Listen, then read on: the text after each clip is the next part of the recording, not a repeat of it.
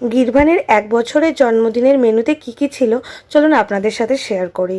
তো প্রথমেই আমি বলি যে আমাদের লাইভ কাউন্টারে যেগুলো ছিল সেইগুলো। তো বেবি কর্ন ছিল, চিকেন পকোড়া ছিল, আর কফি ছিল, আর তার সাথে ছিল বাবুর বার্থডে কেক। বার্থডে কেকটা হিউজ ছিল, তাই সবাইকে দেওয়া গেছিলো। তো এটা ছিল লাইভ কাউন্টারে। এবার বলি আমাদের টেবিলে বসে মানে খাওয়ার জন্যে যে জিনিসগুলো ছিল, সেখানে ছিল প্রথমেই ছিল fish fry, salad with sauce, আর তারপরে ছিল সাদা ভাত, সাথে বেগুনি, সবজি, ডাল, আর ছিল দই কাতলা। তারপরে ছিল গোবিন্দভোগ চালের পোলাও। আমি অন্য চালের পোলাওটা নিইনি, গোবিন্দভোগ চালের পোলাওটা আমার খুব ভালো লাগে, তাই আমি ওটাই নিয়েছিলাম।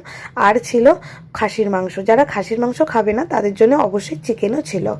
আর যারা ভেজ খাবে তাদের জন্য বেগুনি আর সবজি ডালের পাশাপাশি ছিল ফুলকপির কোরমা, আর ছিল ছানার কোপ্তাকারি, আর ছিল চাটনি, পাঁপড়, আর 2 রকমের মিষ্টি। একটা হচ্ছে শীতকাল, তাই নলেন গুড়ের মিষ্টি, আর ছিল মালাই চমচম।